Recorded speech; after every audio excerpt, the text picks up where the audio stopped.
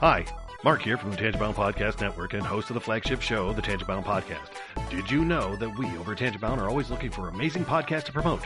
And did you also know that we are also proud nerds and geeks of everything from movies, music, gaming, TV shows, and comic books to wrestling, MMA, soccer, and football? Whatever you can nerd or geek out about, we've got it. And if you're interested, we can help you find it. And if you're a show looking for a place to call home, we've got you covered. Side effects may include upset stomach, dizziness, tumors, shakes, and in some rare cases, death from excessive laughter. Though to be fair, it's only sometimes. Other side effects may include diarrhea, gallstones, heart palpitations, and strong desire for cookies on the dark side. Talk to your doctor and visit TangentBoundNetwork.com and see if Tangent-Bound Network is right for you.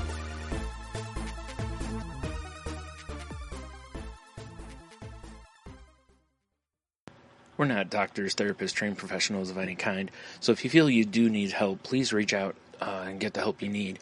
We have a whole list of things on our files page over on Facebook at facebook.com/crazylifepodcast, and or just search on the internet for the suicide prevention hotline number, or go to NAMI.org or whatever resource you can find. But just please reach out for help if you need it. If you feel as though you're going to harm yourself or others, definitely reach out.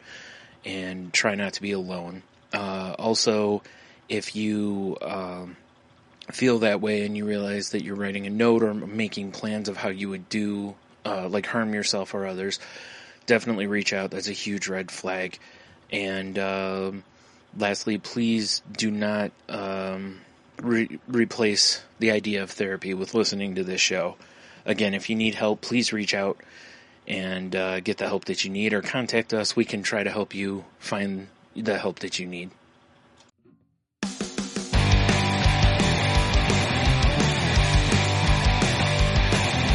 Life sucks to the last drop. Are you gonna blow your head off? Take good aim and don't forget to duck. Life sucks every Monday and all the way to Sunday, but I wouldn't have it any other way. I don't care how you're doing, what's up or how's it hanging. I'd like to buy this world one last drink. Life sucks all of the time, so stick it up your sunshine, and then you'll see the clouds every day. And then you'll see the clouds every day. And then you'll see the clouds every day.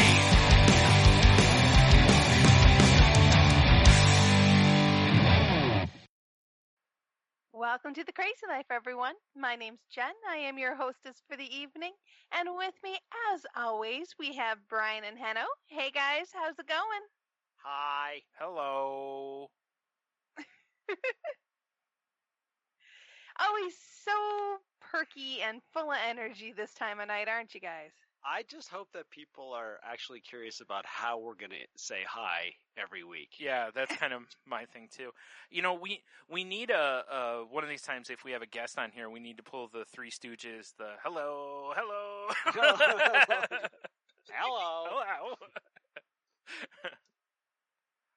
Exactly.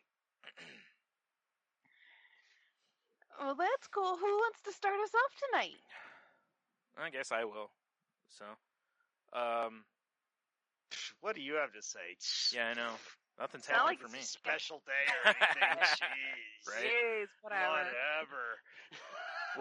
What did I call it on Salty Language? Did I say it was the most important day of the year? It's the most important day of the year. That's why I texted that. Right. So, yeah, today we're recording on the 16th of September, and it's my birthday. So, you know, it's always an interesting day, especially now because of social media. You know, because you get to a point to where there's actually, originally it was like, man, this is kind of neat that all these people wish you happy birthday. And then after a few years of it, you're kind of like, if there's a decline, you've kind of have an expectation of it. And now you're just like, oh man, I'm not as loved as I was before. You know, because you don't get the same fan response. Well, it's interesting though, really, because I used to be in a lot of Twitter rooms, and I was in Twitter rooms with some really, air quote, Twitter popular people, and a lot of them would, shout out, shout everybody out in the room when it was their birthday, kind of a thing. And a lot of those rooms are gone now, and Twitter's not the same as it used to be because it's become more of it's become less joke and more like, world issue stuff. And as a result, I've noticed this year, I've barely had anyone shout me out this year, which is fine. It's not a big deal. But it is interesting when you go, wow, things have really changed here. Because I still talk with a lot of those people. It's just, like I said, the landscape is different now. It's just, people just don't do that kind of thing as much as they used to. And then, of course, like I said, a lot of those rooms are gone, so I don't interact with a lot of those people, so they don't think of it because, unless they go to my profile and see the balloons, I don't expect random people on the internet to remember my birthday, and I doubt that they're putting it in their phone, so it's like, I definitely don't have any expectations there. It is just an interesting scenario to me, though, of how there's, less of it as time has gone on. Now, Facebook, I've still gotten a lot of messages, but that's different because Facebook tells all your friends that it's your birthday. Mm-hmm. Twitter doesn't do that, and Instagram doesn't do that. Now, Twitter will, like I said, but you have to go to a person's profile to see it's their birthday, and that's if they've listed their birthday on the site.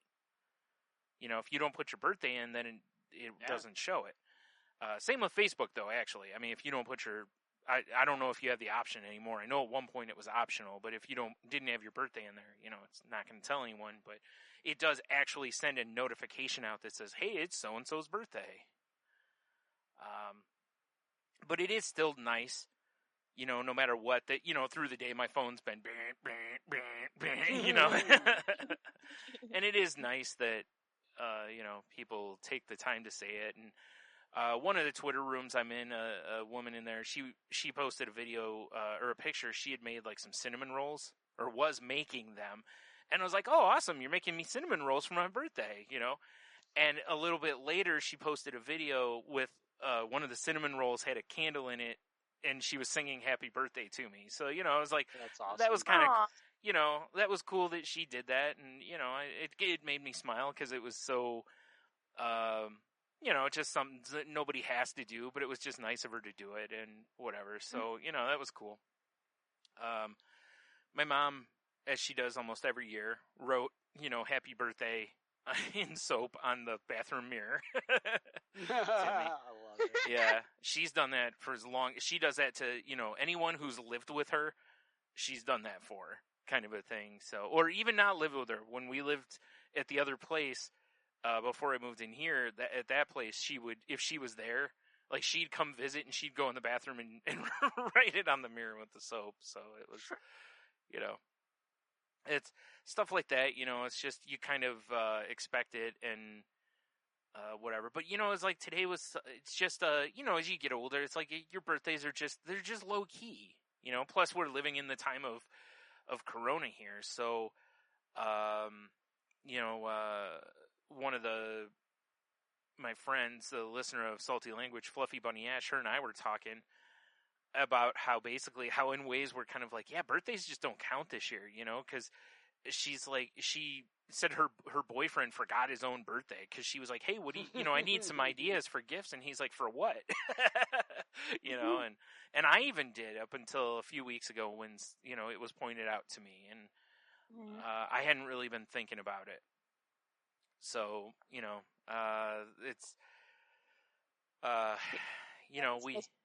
so I get it. Yeah, it's like, and Jim went out a little bit ago, and when he came back, he had some brownies and some ice cream for me, and because he's like, you didn't get a cake, and I'm like, no, we haven't really been to the store or anything. And again, the world we're in right now, it's like the let's just run to the store for cake thing is kind of not happening much,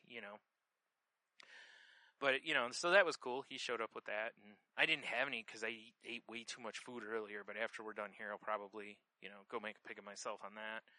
And Nothing wrong with that. yeah, but it's been a fine day. It was really nice out today. It was such a nice day today, which is so weird. You never know. In this area, we never know what we're getting in September.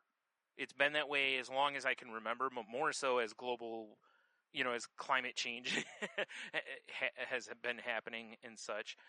You really don't know what you're going to get. But, man, we had a really nice day today, so thank goodness I didn't have a headache. The only thing that stunk was, over the weekend, I talked about this on Salty Language, but over the weekend, I basically had a migraine all of Saturday and Sunday. And I took the medicine I have for it, and, it eased it, but generally what I hope for when I take medicine for my migraines is that it gets to tolerable. If it gets better than that, that's just icing on the cake.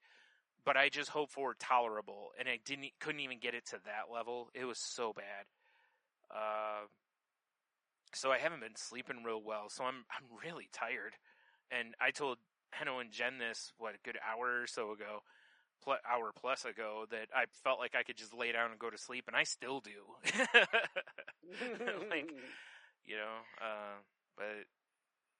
Yeah, so trying to think what else. Yeah, there hasn't really been a whole lot else going on, other than this. Just kind of a cool thing happened to us, which was my siblings came over, and my brother and my brother-in-law basically rebuilt our deck on, because the place we live in has two decks, like a front and a back kind of patio type thing, and the boards were getting old, and when you step on them, they were really, it was starting to feel unsafe, and they went out and bought the stuff to put out there. They put it all together. Took them a couple of days to do it, because they would have probably had it done the first day, but all of them had something. They had to leave and go do it. It was the weirdest thing. They were here for a while, and then one of them's like, well, I got to do this, and the other's like, well, I have to do this, and then it's just, so it was like, well, that works for the best, because now you don't have maybe one of them here kind of resenting that the others all bailed, That's so true. Everybody had to go, so it was like, well, let's just break for today. We'll come back tomorrow. And they had great weather pretty much for it, and they did an amazing job. It looks so nice. Like, Jen, the next time you're over here, it'll blow you away how much nicer it looks. I'm sure. And it's sturdy. Like, when you step on it, you're like, this feels like I'm safe, which is the most important part of it. But it's so nice that they could do that for my mom. And, it makes me feel good when I see them just do something like that and not let her give them any money for it. She went out and we bought a bunch of water and pop and different stuff like that. And she bought lunch, and so like that, they'll let her do, but as far as paying them for the stuff, they wouldn't hear of it. So it's just nice that they're in a position they can do that, and that they're willing to do that, because, it means so much to my mom. So, that made me pretty happy, made me feel good that they were able to do that, I just stayed out of the way because I am not a handyman. I am not blessed with that. I am not good at woodworking. I am not good with that kind of stuff. I can do it, but my brother is he's a measure 10 times cut once guy, So I'm like, I'm just going to annoy him because I don't know what I'm doing. I'm going to have to ask all the questions. I'm just going to stay out of the way and just kind of be like, hey, if you need me for something, holler. Otherwise I'm just going to get out of your way. Because he really didn't need anybody else, other than him and my brother-in-law were basically doing most of it. And everybody else that was out there was, here's this, or maybe help him steady a piece of wood while he was cutting it or something. But otherwise, it was just stay out of their way, let them work, and whatever. But anyways, yeah, they did a tremendous job on it. So I was, and last year they did the other one. So now they've replaced both of those, and they had enough of the stuff left over that some of the steps we had going down, they weren't going to redo the steps, but the steps were kind of and they've been like piecemealed together over the years to where it's like, hey, I did this, or I drilled a new hole to hold it in place, or this, or and it's like they had enough stuff, so Jimmy they just cut pieces of that and basically put that same stuff that's on our deck all the way down the steps and everything. So, and it looks really nice. It's sturdy. It's great. So it turned out even better because on the other side, they didn't have enough to do the steps. This side, they had enough to do the steps. That was probably somewhat by design. It wouldn't shock me if they ordered just a hair extra so they could do the steps or something. But anyway, that was, it's just cool when you see that. And also, I guess my mom was telling me, neighbors as they were driving by were like, do you guys have business cards? Because people saw them and were like, you're doing such a nice job. They were like, hey, we need a new, and Jimmy and Mike were like, nope, like only for mom kind of a thing. Like for family, yes, but otherwise, no, because they both work full time. They have no want to go do this, even though they could. I'm sure there's plenty of people in this place because so many of the places in here have decks. And, over time, you need to replace the wood. So they probably could have some work if they really wanted it. But, fortunately, neither of them have, well, Mike was laid off for a little bit because of the, he's a barber. So, when everything was closed, he wasn't able to go work, but he's back to work now. So, like I said, neither one of them is like, I could use the work. Right. So, yeah. Anyway, so yeah, I think that's about it for me. There might be other stuff, but that's enough. Well, I've had a pretty good week. It's been interesting. I ended up going, gosh, let's see, last week. So this last weekend, Saturday, my husband decided to take me out of town for the day because I've been getting kind of restless and needing to do something. So he took me to a town called Kalamazoo up here in Michigan, and we went to some distilleries. Oh, nice. Some craft distilleries, yeah. And it was really cool. The first one I went to is the Kalamazoo Tap House, which literally, it was a gravel driveway next to this building with graffiti on it and a door that was open with a pallet blocking the door and a sign that says, "Come on in."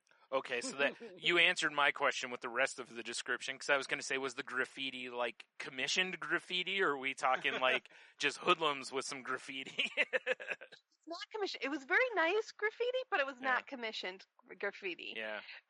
It wasn't anything vulgar or anything like that. Yeah, but, yeah. It was one of those. So, because there was no sign, there's no nothing. So I call him up and I'm like, yeah, you just drove down our driveway, didn't you? I'm like, yeah, is this the right place? Like, oh yeah, come on in. We're like, okay. So we go inside, and the reason the pallet was blocking the door was open to get some ventilation going. The pallet was blocking the door because they had their dog there. Oh, okay. Beautiful, mix. Like, must have some Dalmatian in them, some, just a variety of different wonderful animals all bundled together. Sweetest dog with the prettiest. That description is so weird because I'm picturing maybe it's got some giraffe, a little elephant. I'm assuming it's all dog breeds. Yeah, but really long neck and a trunk. It's the weirdest looking thing. Just the sweetest dog. So they take us it was just this husband and wife couple, and they've been in business from 2017 on, and they have these giant stills in the back, so he was explaining to him his operation and how things happen and all that other good jazz. There was a bunch of the barrels were all over, stacked all over the place, like you'd expect it to be.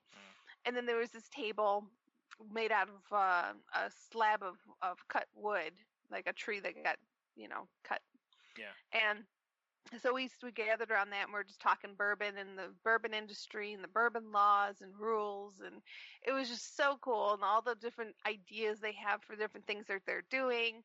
And then we tried a flight of their all their offerings, because they had gin and vodka and bourbon and whiskey and all this other stuff. Cool. So it was all, wonderful stuff. And I walk out with, she makes her own bitters. So I walked out with some bitters, Nice. And some gin that she had aged a few days in oak barrels. They weren't used. They were brand new ones, so they weren't used. Okay. But it was just to get that oaky flavor and to take some of the sharpness away from the gin. Okay. So it was really interesting. So I ended up buying a bottle of that. But so we ended up going there, and I, socializing and having a good time. And then we went to the Green Door Distillery, which is not too far from there, and was talking with those guys about bourbon and all the history and all that good jazz and all that fun stuff.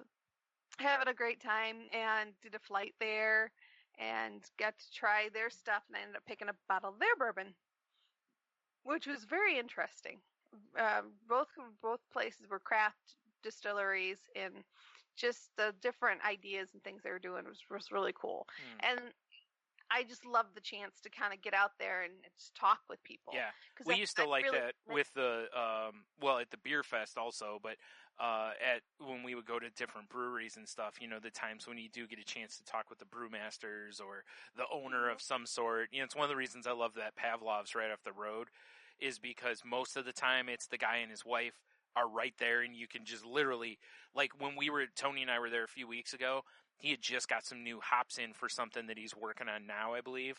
And he was telling some other guy, and the guy was like, "Oh man, I bet those smell great." And he goes, "Here," and he just like gives him, just like scoops them up in his hands and was just like, "Here, smell these," And I saw people doing that when we've been in a couple of the places too. It's just, it's such an experience you don't expect, but it's a really cool thing, because it really does make you feel, first of all, you get to see the passion of the people. You're like, these people really care about what they're doing. They want to know what we think of it, and they want to hear what people, say, and they're so passionate they want to share their knowledge. So, and I know, Jen, you've said in the past that, you get a kick out of whenever somebody geeks out on something they're passionate about. So, and I'm the same way. It's, if they want to tell me about whatever beer they're working on, I'm all ears. Let's hear it. Because a lot of times I'm like, ooh, Exactly. It's really cool to, that's kind of my wheelhouse. What a perfect day for me is meeting people and sharing in mutual passions and just enjoying excitement and that camaraderie.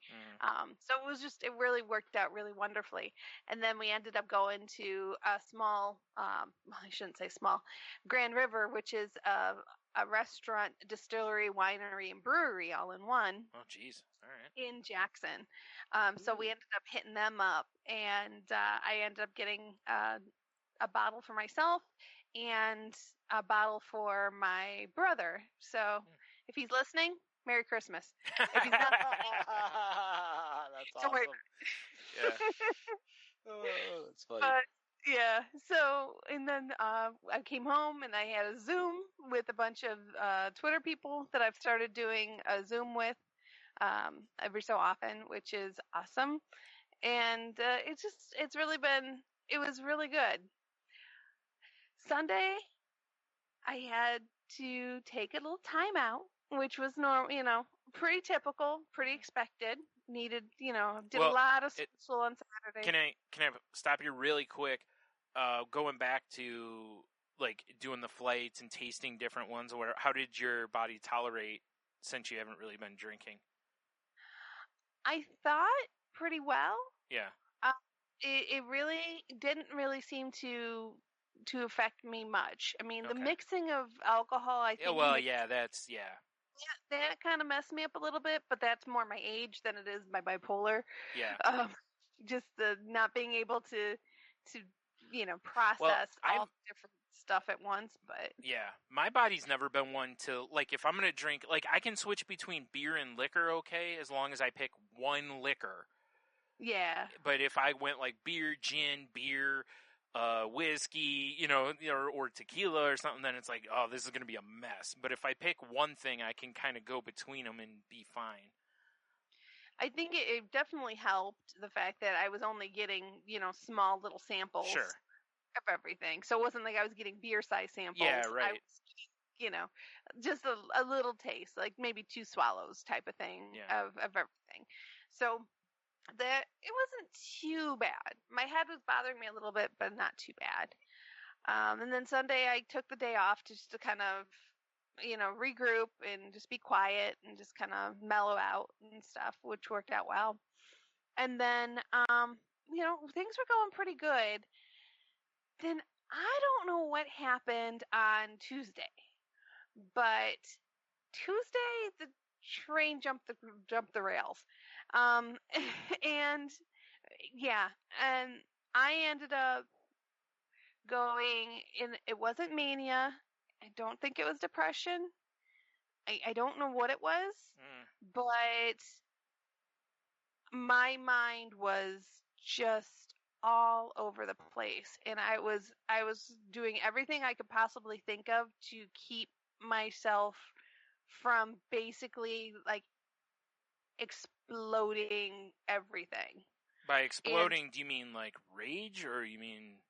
No, like, do you remember how I used to get when I would be obsessing about something at work, and I couldn't let it go, Yeah. and it was just festering, and then I was just get all worked up, and I couldn't like deal with it. Right. I couldn't let it go. I couldn't move past it. It was just this thing. Yeah. It was kind of like that, and I was like, I was staying off social media.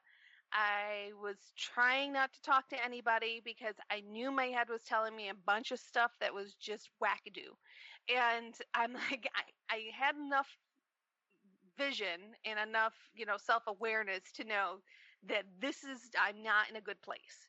And I need to make sure that I minimize any collateral damage possible. That's good. At least you recognize that, because most of the time, when you recognize that is afterward. I will give the show, and I will give, all of the work that I have done up to this point, that gets the credit for me having that self-awareness.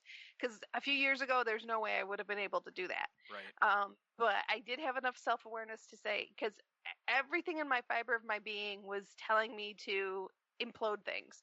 And I'm like, nope, I'm not going to do it. I'm going to sit here. I'm going to sit in it. I'm going to be quiet. I'm not going to text. I'm not going to tweet. I'm just going to watch my TV. I'm going to go to bed early and sleep it off and hope it goes away. Yeah. Well, I woke up this morning and I was feeling better. I was feeling a little better before I went to bed last night. And then this morning I was feeling okay. And I just couldn't get right. It's like I was still lingering, and it wasn't as bad as the night before, but I was still not with it. So I had a little serious sit down with myself and said, all right, this is stupid.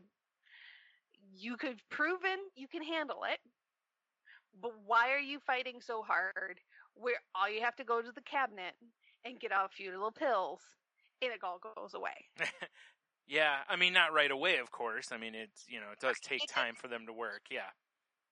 I felt better within an hour. It is interesting. I've noticed, like, with my antidepressant, I can go 2 days before, and then after that, I'm basically, if I wake up, I am grouchy.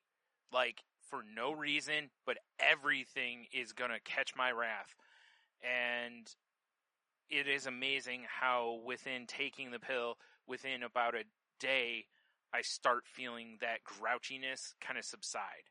It's weird because when you first go on these kind of medicines, usually they tell you they can take weeks to months to really get in your system and really level you and everything. But it's amazing how when you've been on them and then you stop, you can notice. It's for anyone who's taken allergy medicines, it's the same thing. A lot of times while you're on them, you're like, meh. You know, like you don't necessarily notice a massive difference. The first day you miss one, though, you're like, oh, I'm miserable, you know, kind of a thing. Yeah. And it's that way with the antidepressants. I'm just talking for me. I don't know yours, of course. But like I said, I can go at 1 day, maybe 2 to 3 at the most. If I go longer than that, I start getting really, my mood gets really unstable. Yeah. And that's why for a long time when I would go to my therapist, I would always ask, because at the time they were getting samples of my antidepressant there. So I would ask, like, hey, do you have any extra ones? And I didn't get crazy, but I'd have, 1 or 2 extra sample bottles just in case I were to run out and had like an insurance issue or couldn't get a hold of my doctor or something. Because unfortunately that stuff happens. And because of the kind of medicine it is, they're not allowed to just give you a few to tide you over if you don't have a prescription anymore. The problem is, it's like, you're not supposed to stop these medicines cold turkey, and sometimes things are out of your control. Like I said, I had a paperwork issue with my insurance one time. One time, my doctor's office, for some reason or another, it took them a week and a half to get me a refill. That kind of stuff. And it's like, in the meantime, I'm out, I'm going crazy. And it's like, this shouldn't happen. There really should be safeguards in place here, but I understand, and I'm not going to push the pharmacist to give me a controlled substance. Yeah. They're not allowed to. So, yeah, sorry, Jen, I just completely That's all right. at you there. Yeah, so I started feeling better, but I did decide before I actually took the medicine, because I was having such a strong issue going on, that I was going to take a hiatus from my main account on the Twitters. Yeah. As everybody knows how much I love my Twitters. But we've talked on here on various episodes about how social media, like anything, as Heno brought up the one time, can go from a strength to a weakness very quickly. Yes.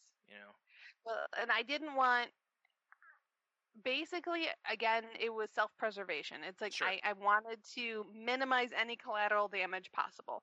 I knew I was not in a good place, and I didn't want to have to, from previous experiences and going through this before, I didn't want to have the walk of shame. So Yeah. I don't want to have to go back and I'm making amends to people and stuff if I don't have to. So if I can minimize the collateral damage on this, I was going to. So I put a out to lunch sign on my account and sent a little happy, I'm taking a little time off, behave yourselves type of a thing. I have a secondary account so I can still get my Twitter fix if I need it. Yeah. Grabbed a few of the key people that I wanted to make sure I stayed in touch with, and the new account.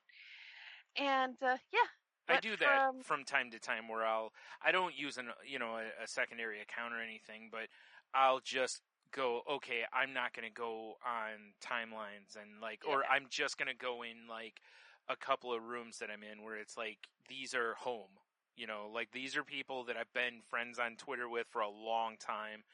There's no judgment. They're good people, that kind of thing. To where it's like, these are safe spaces. It's like, I'm only going to hang out in these places for the time. Now, I also understand there's a lot of people who can't do that.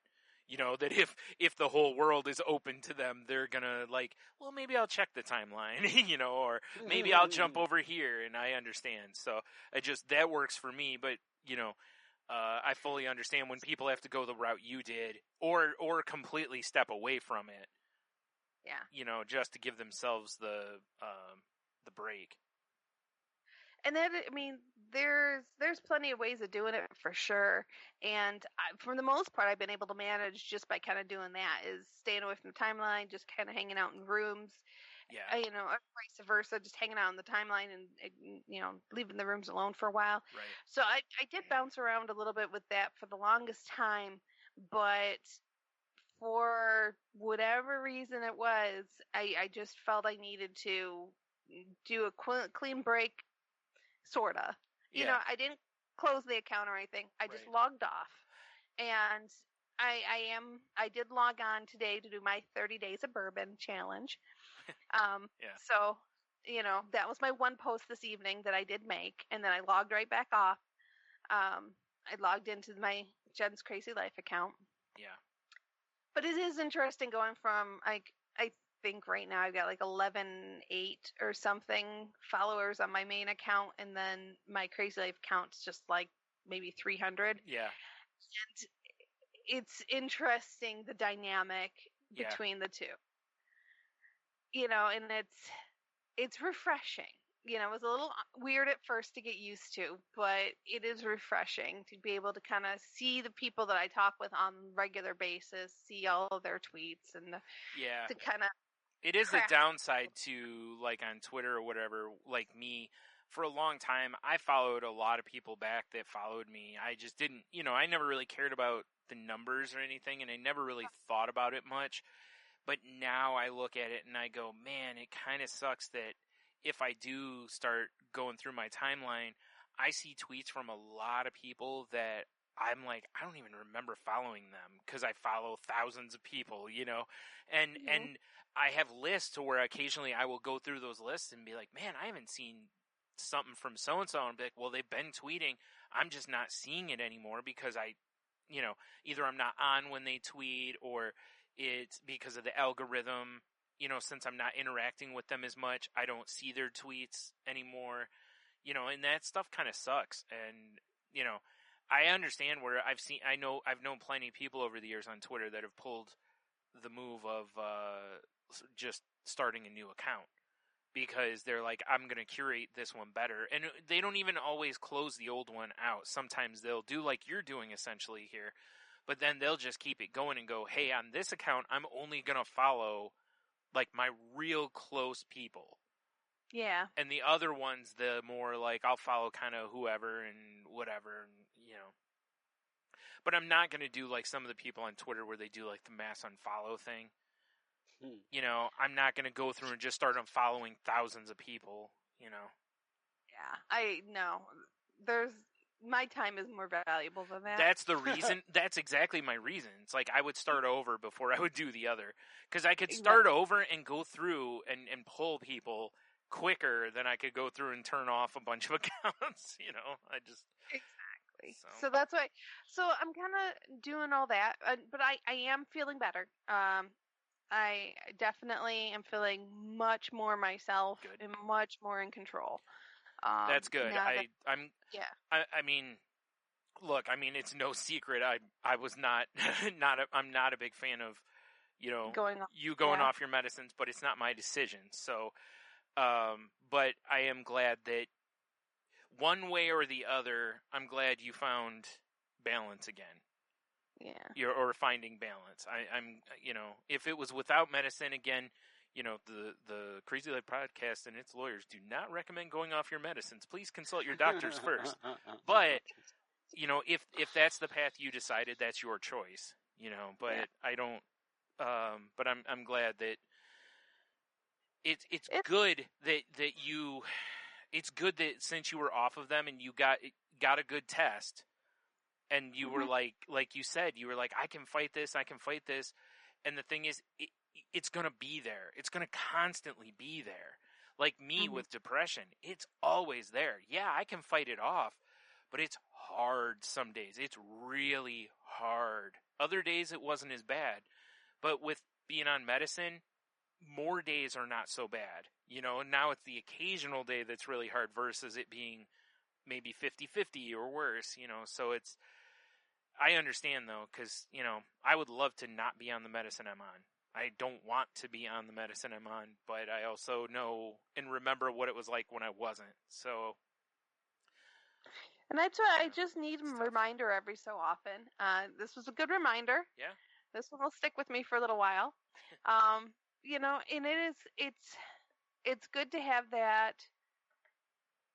just, like I said, it's just good to have that reminder that of what it's really like when when I don't have any assistance.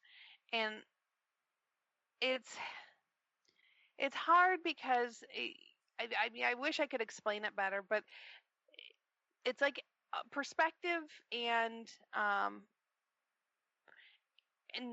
reality get all mixed up. Mhm. Like little things become huge, huge things become little.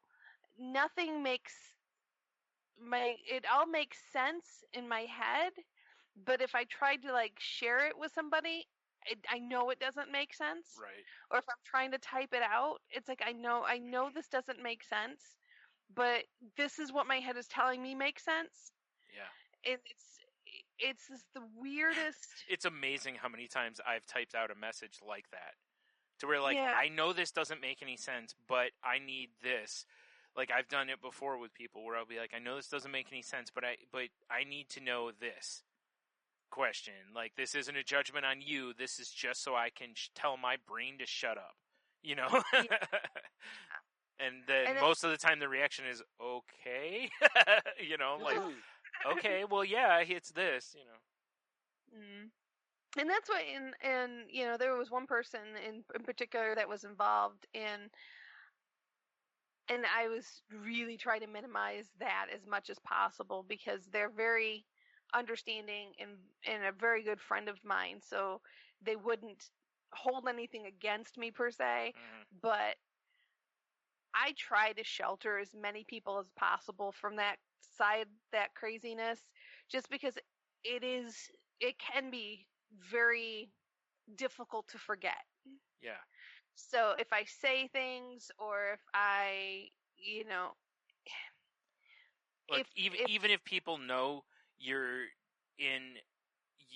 not in your right mind, I guess, for lack of a better term, words still hurt. You know, so if you say the wrong thing, you know, it's like once they're out, you can't take them back. It's similar to being like when you're angry. Like if a person's angry and you lash out at somebody and you go, "Ooh, I shouldn't have said that. Like I didn't mean that," kind of a thing.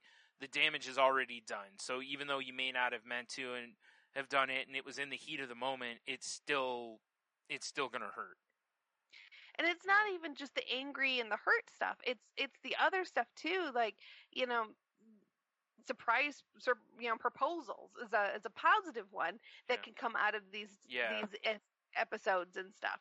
You know, with these massive, you know, declarations of love that you can't.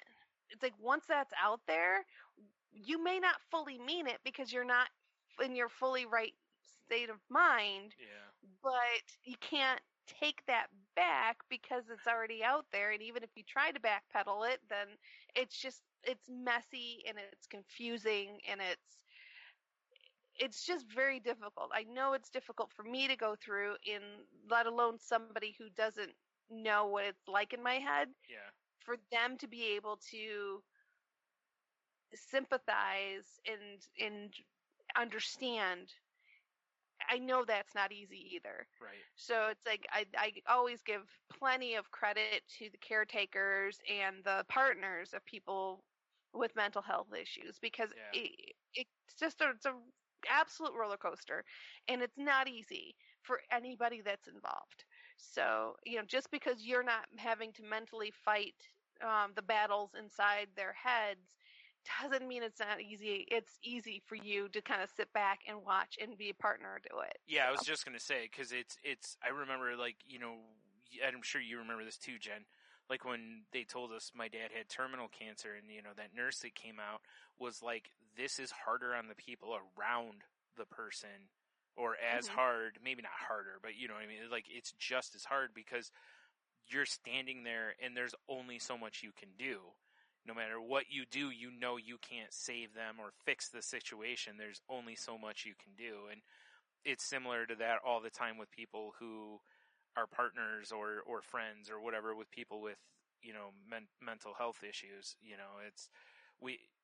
A lot of people lose sight of how hard it is for the people on the outside also. It's no picnic for anybody involved, so it's, if you can, like you said, minimize some damage, that's, that can be good. But also, make sure you're also telling those people that, you appreciate what they're doing for you, and such. And in a good way too, like you said, where you messaged people and let them know kind of what's going on. That's important too, because as we talked before on here, when the rules change, you got to let people know, hey, the scenario is different now. Here's what's going on, kind of a thing. That way they can still be of service if they want to be and everything. It was actually kind of funny because when it doesn't happen often this way, but I was texting with my friend, and we're having this conversation, and I just went off the reservation and went in a completely different direction. And they read the text, and they responded with, "Wait, what?" Like, something. What just happened there? And that's what kind of clued me in. I'm like, oh crap, I'm going down this crazy path. And so, I gave him a brief whatever of what was going on. I'm like, I'm not telling you what's going on in my head because A, you won't understand, and B, it's craziness to begin with, so we're not going to worry about it. But it was just interesting because usually that doesn't happen. Usually, in fact, part of the reason that I think I was able to have so much self-awareness is because a lot of this happened via texting and communicating in ways that I can see it and not just hear it. Oh, okay. That makes sense because one of the ways, like in therapy, I was told with dealing with a lot of this stuff is when you start feeling these things, write them down. And then look at them and go, does this make sense? And that makes sense, right? You get them out of your head, and now you can maybe approach them differently. That's an interesting, maybe a different way of attacking them for sure, because it's a different, you're using your eyes instead of just the feeling. As I truly believe that there probably would have been an alternative outcome if people were in front of me versus me being by myself and only having the texting and as an option. Yeah, well, it's because you have cognitive distortions in full effect. So anything that you say, your brain is fully behind it. That's where it's like you're in a dangerous neighborhood at that moment. Yep. And you can't tell the truth from the false. What's interesting about hearing this is because I'm just relating it to why I don't go out and have a drink. Because I know what's going to happen. I know what it's like because of keeping that. Like I always keep that why I'm sober is so at the forefront. But it's also because I interact with other people and I hear their stories, and it makes me wonder if you were mentoring somebody with mental health issues that was struggling with their medications or that kind of thing, would that make a difference in these moments where you're like, I'm good, I'm going off?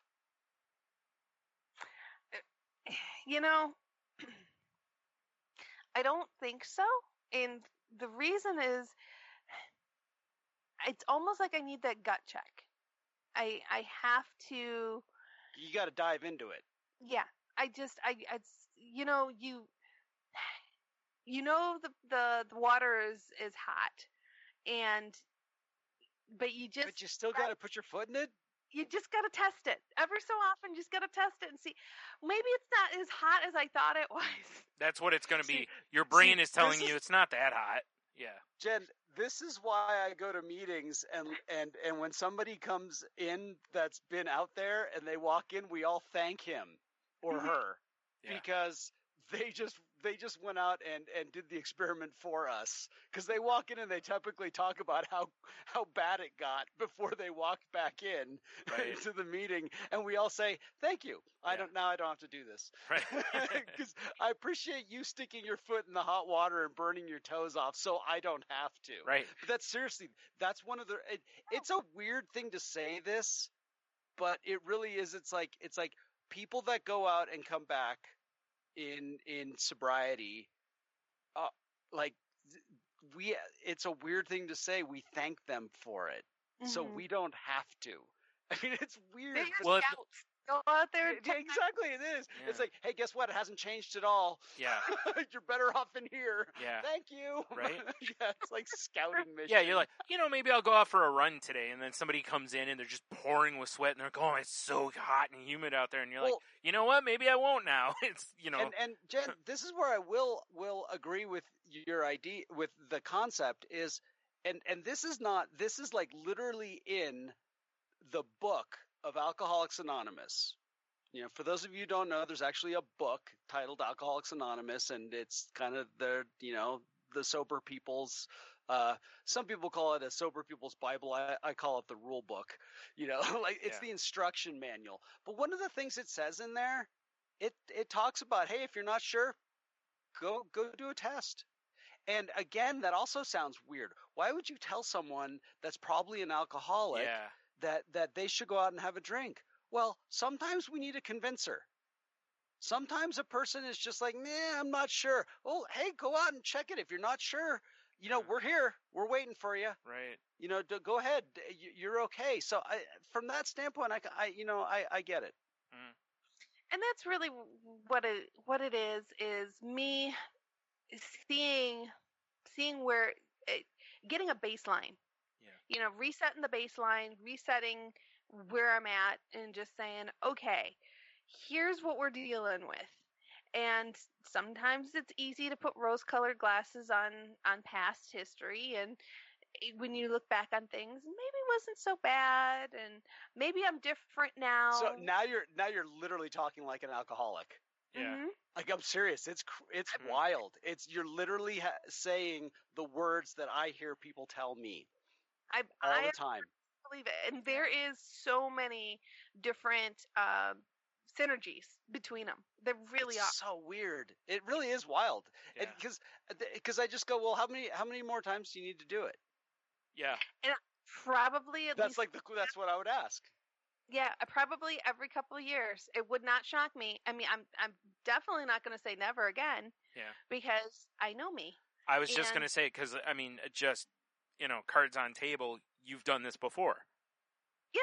You've done Absolutely. this a few times, or a few, whatever times. Just during the time we've done the podcast, you've done this a few times where you've gone off of your medicines, and you usually find something that's like, yeah, maybe this isn't the best idea, and you go back on them. So it is one of those that, Some people do great not being on medicine. Mm. So Oh, yes. yeah, and I'm not saying that it's a cure-all for Sure. anything, but I have another question. Yeah. When you do you find yourself spending a lot of time managing? when I do go off, Yeah.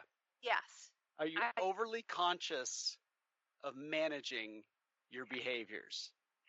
Yes, and I can tell a difference in how I interact with people. There's definite ups to it. I mean, I'm not gonna lie. There's some really great ups to it. Like, I wouldn't have been able to be that Saturday when I went and talked to everybody. I wouldn't have been able to be as animated, as engaged, as, get as much enjoyment out of it as I did Yeah. when I'm on the meds. I just can't. My system just I have, the best way to put it is I have a regulator that regulates Yeah. how high I get and regulates how low I get. Yeah. So I have That's the I- difference between your medicine and mine. Mine puts a floor. It doesn't Yeah. quite put a ceiling, but it's harder to get up higher. But it definitely puts a floor. Yours, like you said, you get a floor and a ceiling to where oh yeah, Very definite floor and right. definite ceiling. Because with you, they're just, you're trying to stop the pendulum swing. Yes. With me, it's more of there's generally not an upswing. There's only down. So, or I guess better yet, what it is more like with depression is if you took the pendulum and you slid it to the one side, kind of a thing, and then let it start swinging to where it's like it can't hit the left side anymore, which is the up, very often, but it'll keep hitting that, it'll keep moving it to the right a little bit, so you're in a bad way. Whereas that allows me to kind of slide that level right back into the middle, at least, to where it's like, well, it kind of keeps me, like you, it kind of keeps me more in the middle, but I still can feel the highs, which is why, and I've talked about them before, like some of the concerts and stuff I've gone to where I feel a real high while I'm there in that energy and all that kind of stuff, so, yeah, for anyone who's curious, that's kind of the difference in how, like, our situations are treated a little differently. They're similar, but, like for me, it's more that I have to kind of concede the highs so that I get the floor, and that, because with depression, that floor is so important, and really quick to answer your question a minute ago, Heno, when you asked about the managing thing, when I went off antidepressants for a while, I found myself becoming more and more and more of a control freak. I was micromanaging everything because I was, in my head, I was kind of going, well, you don't have the medicine, so you have to control this. You have to do this. You have to this. And really what it is my brain's just unchecked at that point. So it's just swerved me off and stomped the gas on the wrong road or right onto the road of distorted thinking, So it is interesting. Do you feel that same way too, Jen? Like you micromanage kind of stuff, or are you not as aware of it? I do to a certain extent for sure. It's more in my interactions that I micromanage. Okay. You're also not as much of a control freak as I am. Correct. So, yeah. Let's just put that out there too. Yeah. So it's not quite the same there, but yeah, it's definitely it's hard to describe. I love the feeling when I'm off the medicine in so many different ways, but when it gets bad, it gets bad. Yeah, the highs are fun, but the lows are not worth it. No, it's just it gets bad, and the problem with bipolar is that it's so easy because your perspective is all screwed up. Your judgment making skills are just gone. You have no judgment. Yeah. You just don't. And they typically, from all the stuff I've read and been told, it typically gets worse. Like it goes from maybe you're just making bad financial decisions to where you might be putting your life in danger decisions kind of thing, putting yourself in really dangerous situations kind of stuff. So, it is something you definitely have to pay attention to. And when I say you have no judgment, I mean no judgment whatsoever. Like any sort of suggestions, you are just completely wide open to them. That's what makes it so dangerous. And that's why I'm on the medicine to stop the high, because you would automatically think that being happy and being excessively happy is a good thing. But along with that excessively happy is excessively, reminds me, suggestion. So all it takes is somebody or an idea or a notion in your head that you're like, oh, this is a good idea. You get fixated on it, and you find yourself jumping off a cliff with a parachute that's questionable. Yeah, some sketchy dude, for $10 is like, oh yeah, I got parachutes all day here. You're like, all right, yeah.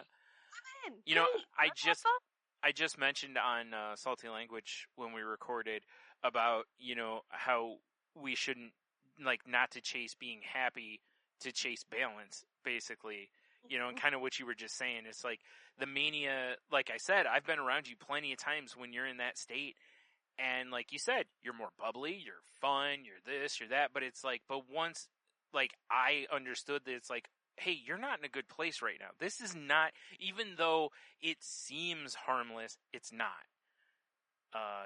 So it's one of those things that once you see that stuff and realize that it's not good for the person, then it starts becoming like, you feel guilt, like you feel guilty a little bit, because if I see you in that state, I'm kind of like, in my head, I'm going, what's the trade-off? You know, like, what damage are you doing to yourself in the long run? Like, I'm sure for a while, Henno, people were probably like, oh, hey, you're more fun when you're drunk, and you're more serious now. And it's like, yeah, but I'm also not destroying my, liver and kidneys and, raging on people or whatever, we do when we're far too gone on this stuff, but it's still like, hey, you also got to look at this and understand that the person is essentially, they're destroying themselves. And, so for anyone out there, if you have a friend who's gone through these things or is going through these things, please really, really try to never say the words, I liked you better when, Yeah, that's horrible. I've had friends, very good friends, close friends of mine, tell me that they liked me when I was more fun. Yeah. Well, anyone that tells you that they liked you better when you were on the edge of losing control and one step away from doing really bad things is not your friend. Right. I agree. Right. Yeah. And you have to, I personally question their motivation. Mm-hmm. Yeah. Or your motives. I question their motives. You actually, you want this?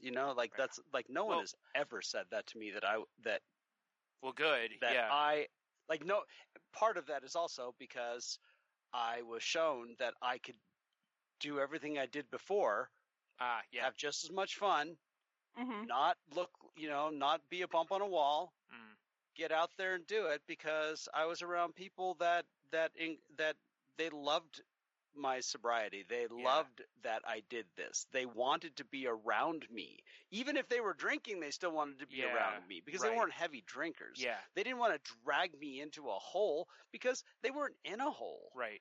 And if somebody is trying to drag you, to me, that means they're trying to drag you back into their hole. Yeah.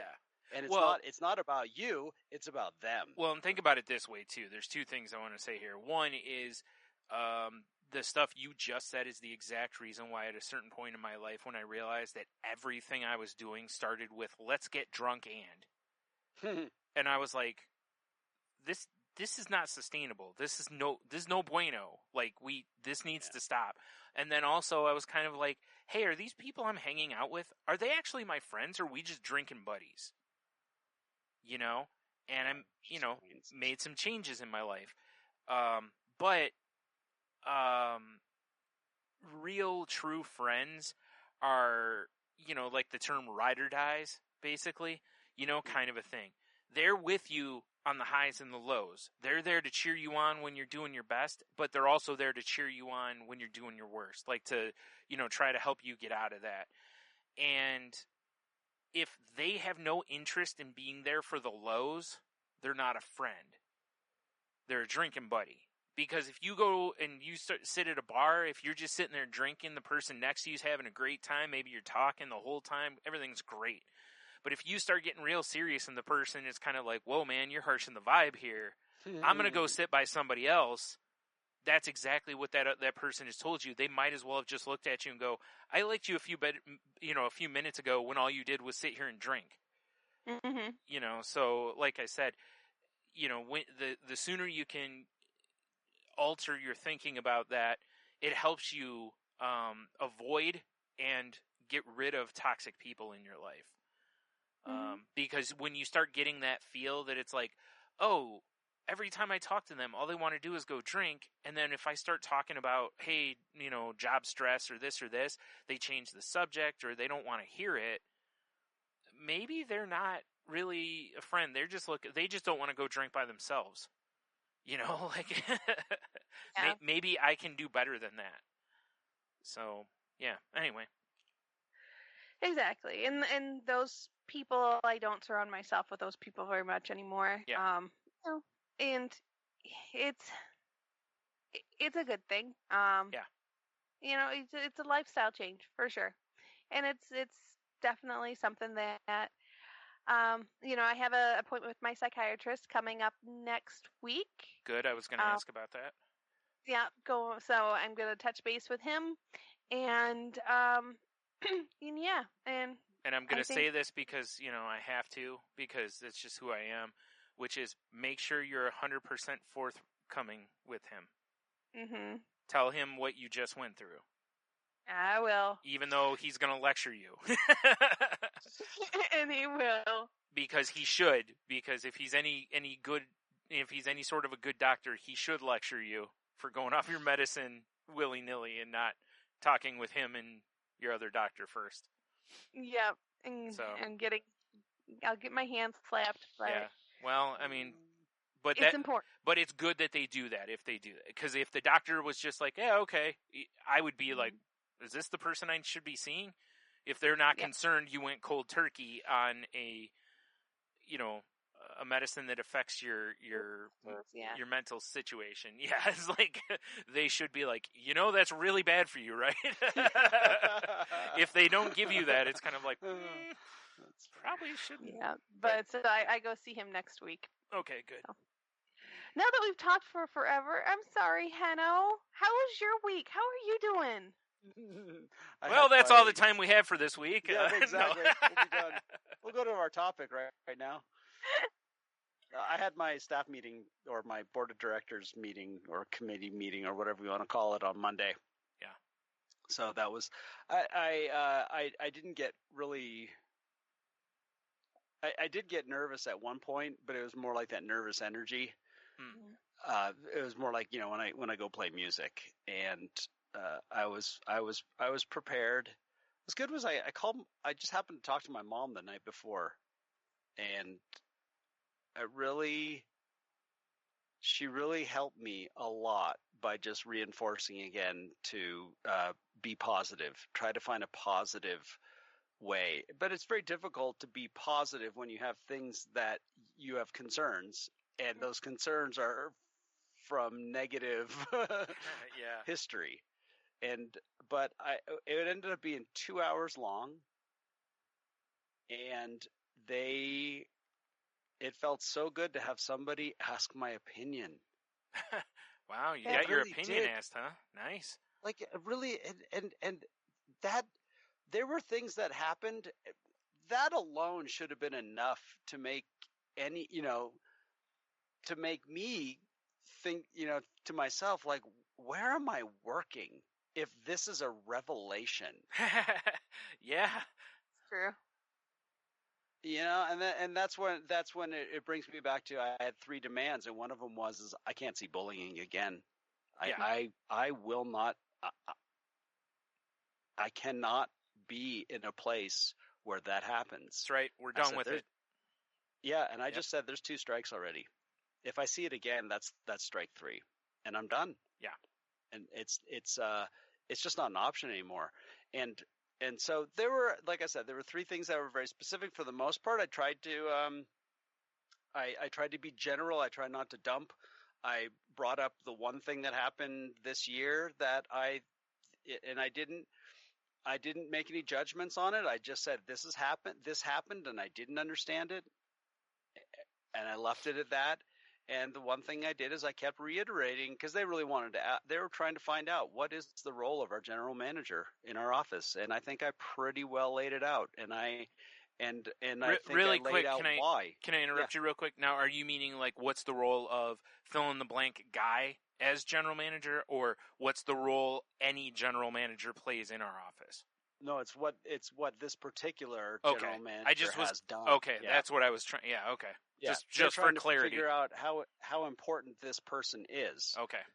Or how that general manager has been utilized, and so I was able to, I think, pretty well lay it out, and part of that I was able to bring it back to. A lot of it came out of the issues we'd had in the past. Mm-hmm. And I said, hey, you all set this up. Maybe not individually because, somebody wasn't there at the time, but Sure. just the idea saying is the board of directors majority, set this up. You created this person to be in this role, and now you're wondering if you could not have them. Mm-hmm. And I said, you can't do that. We utilize this person, and this is why. So that, and then it was really, I brought in, I basically did a bullet point, like a half a page of what I did before I started working here, what I did in California. And when I got done writing it all up and I wrote some of the information about who my former employer was, I sat there and I was like, I was trained by some of the best people in my field. And when you really look at the people like my mentor's accomplishments, they're national accomplishments. And it gave me that confidence to walk in and state what I think we needed to do. And it's a great place to be in. Nice. That's amazing. Yeah, it really is. And the fact that they wanted to hear it made me so happy. I was like, thank you. And I said, this is going to be important. It's going to be more important to other people. It's important to me, but it's going to be more important to the people that don't feel like they have a voice.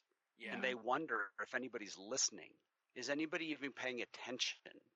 Yeah. And so I think they'll get that chance to finally realize that. And it was funny because one of our new board president, I brought up some things that we don't do in our office, and I could tell right away that she's from a corporate world because she was like, "Are you serious?"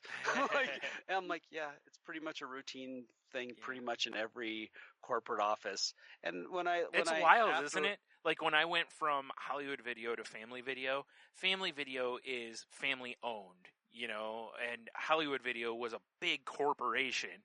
And there were so many things that we did there. And then when I went to the other place, I'm like, y'all don't do this. And they're like, no. I'm like, okay. Because it made so much sense, like some of the stuff the corporations do, because, a lot of the stuff they do protects someone from something. Like, it protects you from, getting accused of stealing, or it protects this, or it keeps a better track of whatever. And it's so weird when you go somewhere it increases communication. Yeah, It has something that you probably never realized because you just thought it was annoying that we had to follow this certain procedure, whatever it was, until you're around someplace that doesn't do it, and you're like, oh boy, I wanted to go back to the old paperwork. Yeah, like why aren't we doing this here? Yeah. It was weird. It's an interesting switch when you go from one to the other. And it made me realize that when I look around and look at my coworkers, I was like, oh whoa.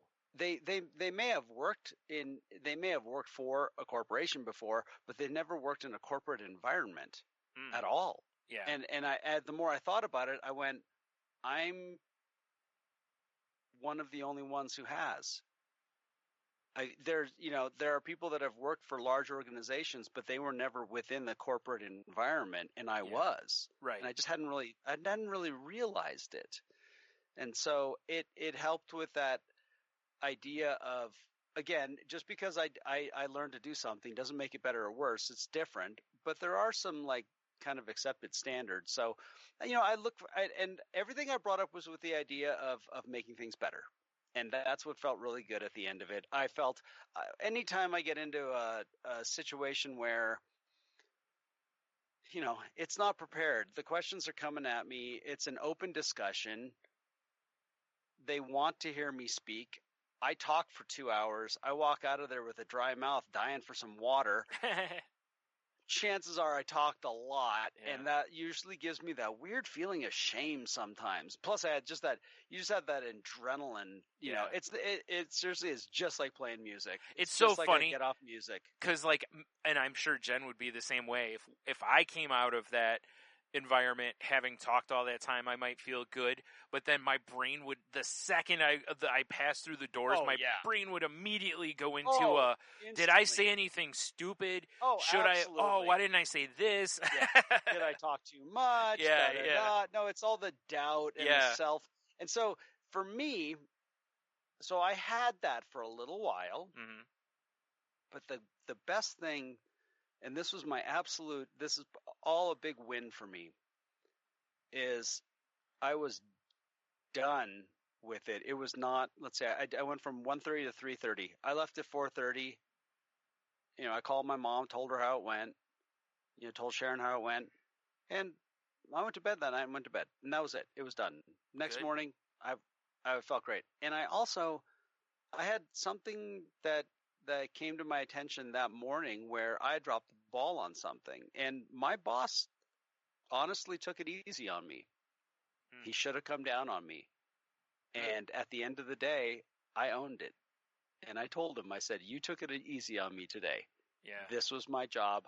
I should have done this, and I'm owning it." Yeah. It's interesting and that felt because good. I feel like from the position of having been, the boss or whatever, and also on the other side of it, I always feel like when someone comes to you and goes, "Hey, look, I screwed up," like you were saying, like when you were like, "Hey, I know I screwed up. You went easy on me and you didn't have to," and then it's like, it's kind of an interesting spot because it's basically like you saying, "Hey," you're almost like saying, "Hey, thank you for not crushing me when you could have, for being understanding or whatever here." But and also I'm going to do my best to not put either of us in that position again. Yeah, and that was I feel part of it. I feel like both parties can walk away from that and going, because the boss goes, "Hey, he knows he screwed up. He knows I went easy on him. So if it happens again, he knows I can come down hard."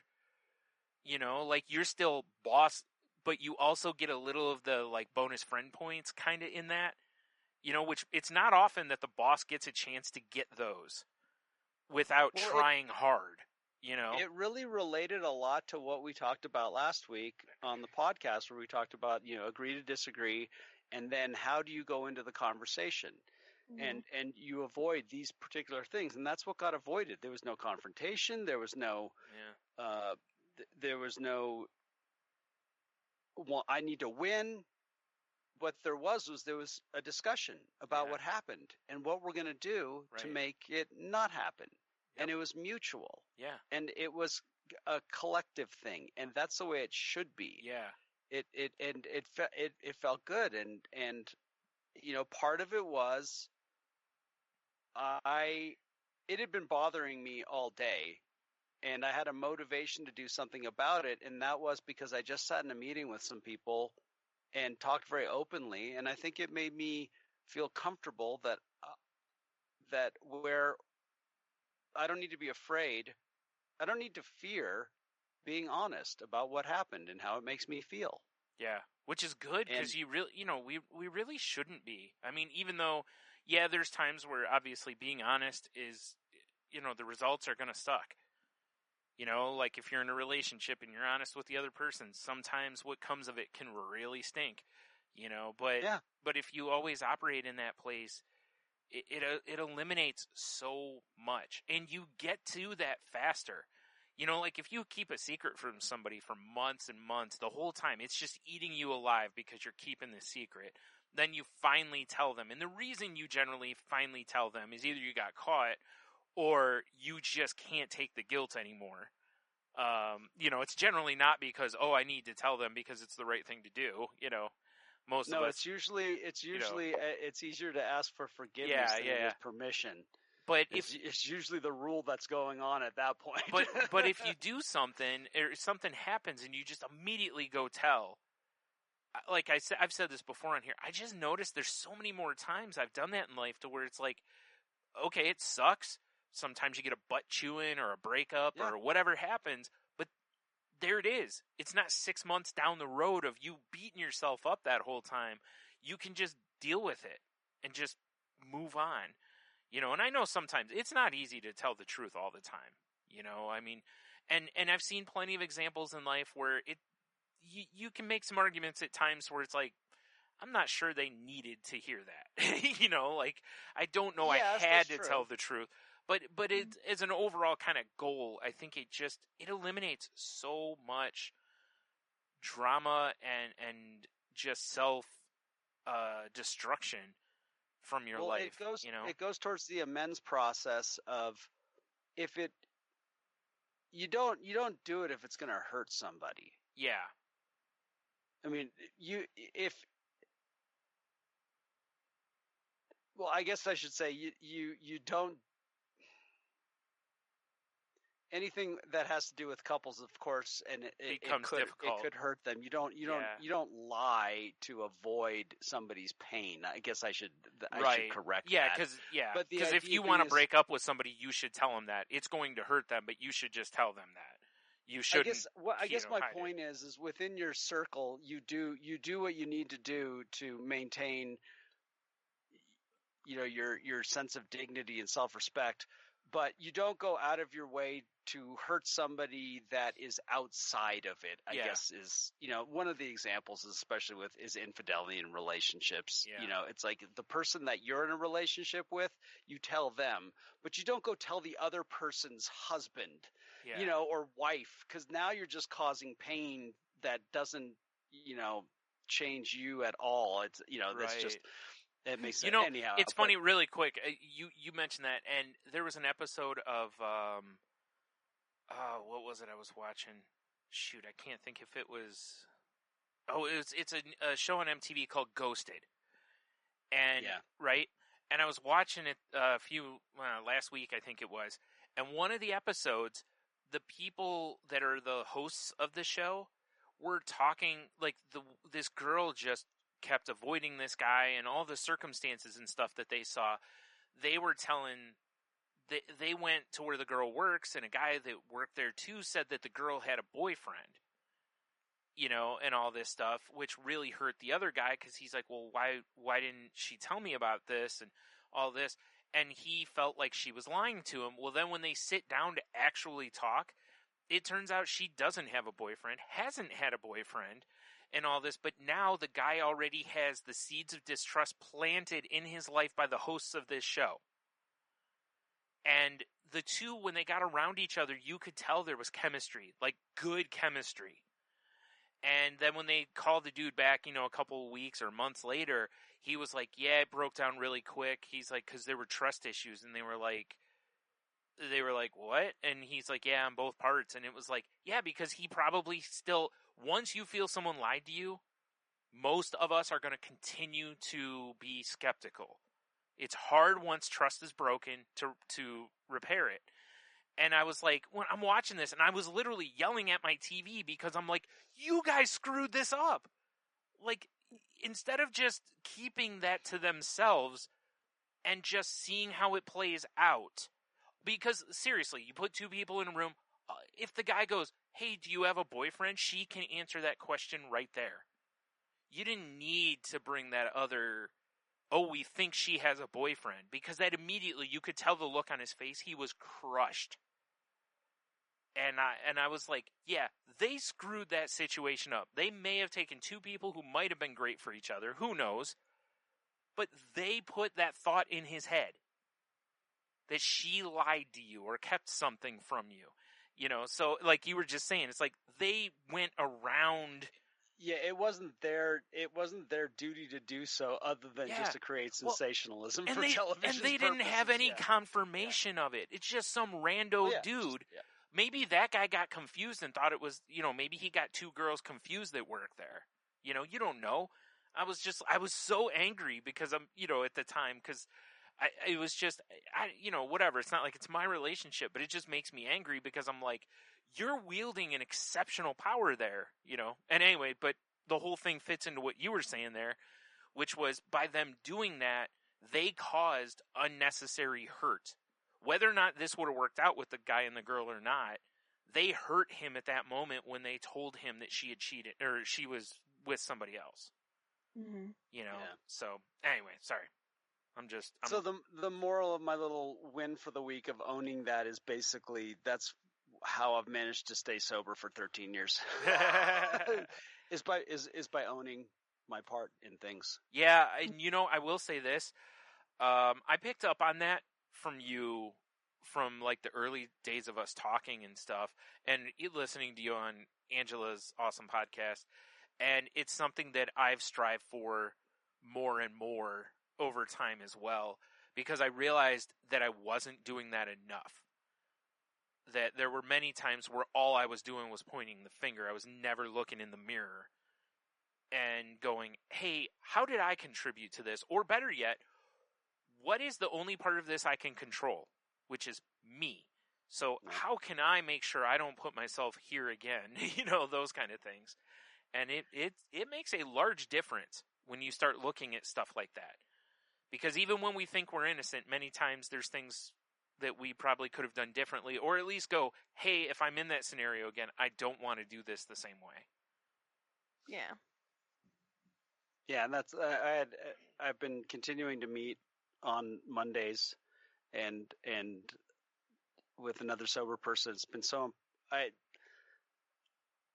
because I haven't been able to go to my men's group. I get a lot out of our podcast. This is very important for me because it's the time where I can open up and look at my week from the perspective of my toolkit and my sobriety. But there's a real difference when I sit down with somebody else that's basically working the same program that I am, and we're sharing concepts and learning from each other. And one thing I was reminded of this week is the concept of rigorous honesty came up, and I asked, I said, have you ever looked up the word rigorous and what it really means? And she said, no, I really haven't. I've always just kind of, and I said, well, because we were talking about something where there's a potential, how you communicate with somebody is very, can be very important. And some people think of the word rigorous and they instead insert brutal. And it's not what it means. Yeah, because I think most people would look at it as though it's like being aggressive. So like you were saying, like yeah. It's brutal. Like right. It's rigorous means that there's no exceptions. It's stringent. It's rigid. And it's like, no, that's not what it means. And so it was fun as she quickly looked up the word and read it to me, and actually then she looked up the quote rigorous honesty and what it's intended to mean, and she was like, wow, that's really cool, because it's about doing your best. It's about striving for something. It's not about being harsh and brutal to people. Yeah. That's not what it means. Yeah. And that's what also that was also kind of my lesson for the week is I can convey information without going out of my way to be hurtful for somebody. Right. Yeah. I'm not going to deny my experience with anyone. So in the end, it was a really happy thing, and my other coworkers are all getting interviewed over the next week or so, and I hope I wish them a lot of luck, because they're going to have we're a unique group, and they're going to have a hard time finding someone to slip into here. A couple times at one point I just said, you guys are looking for a unicorn. I said, and I wish you the best of luck. Yeah. See, this is one of those times where it almost makes you wonder if essentially promoting within would be the right move. Because you know the other people and how to interact with them already, but also could be tough, I guess, given what the job entitles and stuff. But. Well, and there's histories and things like that. Yeah, that's what I was meaning. Yeah, exactly. Yeah. So yeah. And then, kind of on a fun note, I get to have playing a gig on Friday. Awesome. Super excited about that. Cool. Finally get to play some music, and we got another gig for the beginning of October, and another great for. Just to be able to be outside and play some music, I really need it. So I've been rehearsing a lot and leading up to this, and boy, do I need music in my life. I really do. Like what I get out of those, 2-3 hours that we get together, whoo! It's like, it really gave me an interesting gut check this week, because some of it's, all right, this is going to sound, some of this is a little fatalistic, but it is about looking at, what do I want to do with the rest of my days of my life? Mm. And one of the things I realized is, why am I collecting stuff? I honestly, because I went to go buy something from one of my favorite artists. It's a box set. I already have all the albums. I don't need the box set. Right. And I was just like, oh, what am I going to do with this? Give this to somebody else? I already have all the music. When I went, oh, okay, well, I'm supporting this artist in this particular case. But it did make me go, why am I collecting stuff? Yeah. Right. For what reason? Yeah. And now, granted, hopefully I'm going to live another 20 or 30 years. Right. However, yeah. At some point, if I collect stuff, I'm going to have to get rid of stuff. It goes back to what you had talked about after your dad died. about when you guys were Yeah. going through everything, and you were like, I don't want someone to have to do this after I die.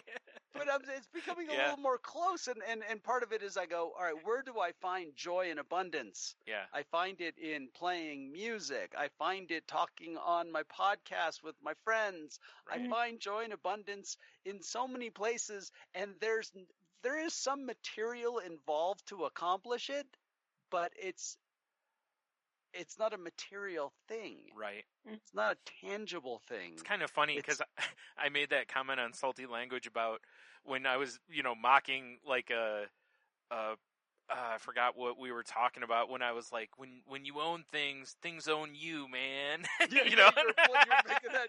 Yeah, you're having a little satire on that. Yeah, but The fact of the matter is, well, yep, Huh? it is. kind of does. It So, kind of does. Yeah. anywho, well, I'm happy to hear, Jen, that you're Yeah. you're back in. Back on the wagon. You know what it is that nobody. The to me, it's just not worth it. It's not worth the potential Yeah. negative outcomes of me going. I'm just speaking for myself. Yeah. Of behaving badly. Yeah. I don't want to do it again. I don't want to see that look of disappointment in somebody's face or of concern. Yeah. Yeah. Right. I just can't do it. Life is so much better when nobody looks at me like, who are you? Right. Mm-hmm. And that is enough for me to go, keep doing what works. Keep doing what works. Find the path within what works. Yep. You sound like my psychiatrist. That's a good thing.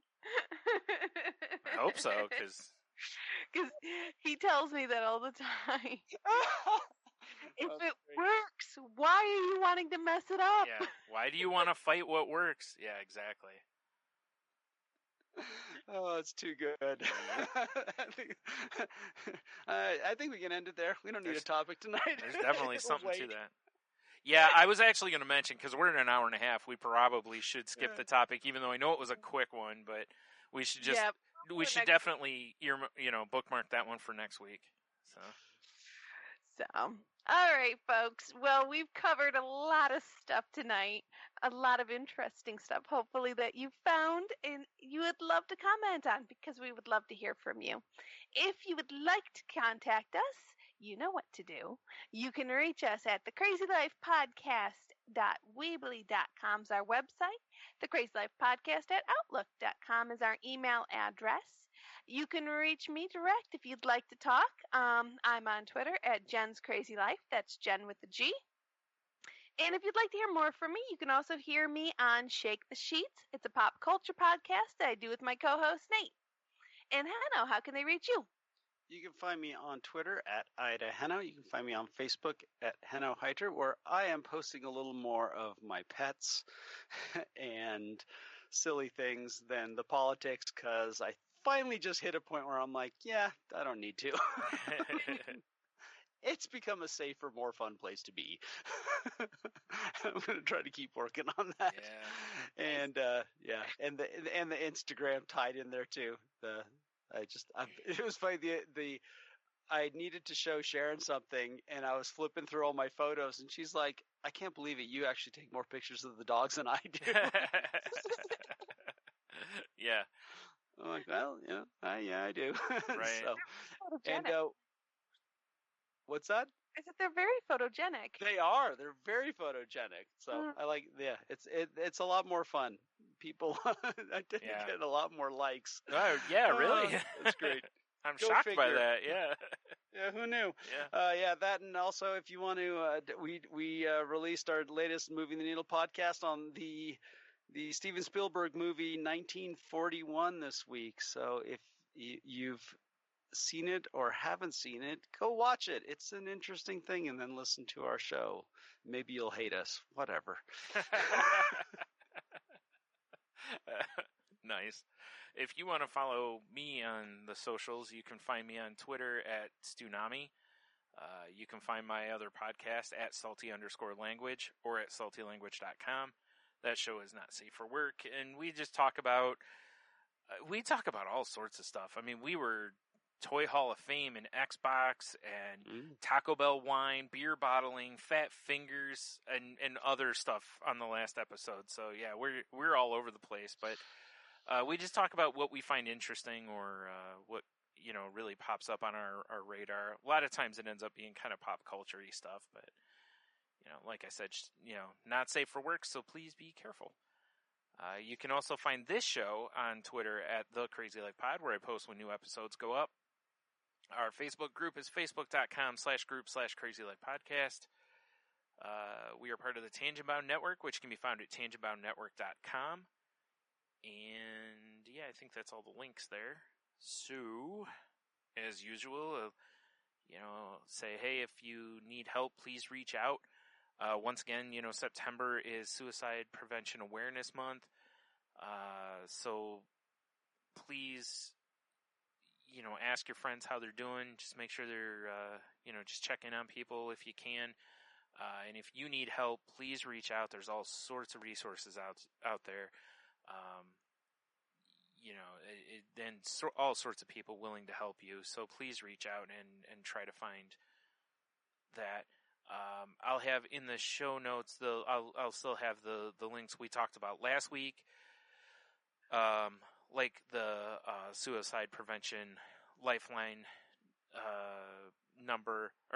the website, the crisis text line, a link to NAMI.org that has links and stuff about suicide prevention awareness, and I'll still leave the one up there that Heno mentioned last month because it's also Recovery Month. So that'll be up there if you want to check in on that kind of stuff too. And please do, especially if you don't really know how you could help someone or what to look for in somebody who may be in that kind of mindset, and or yourself even. I mean, I didn't realize I was necessarily going down that path for a while either. So, yeah. And then when you have a chance to be nice to people and show kindness, please do so. It can make such a big difference. Like I said, just that person singing happy birthday to me in that little video just, really kind of made my day. And you just never know what kind of day somebody's having. So please be kind whenever you can, and just be helpful. Just try to put good energy out into the world, because it just makes everything better.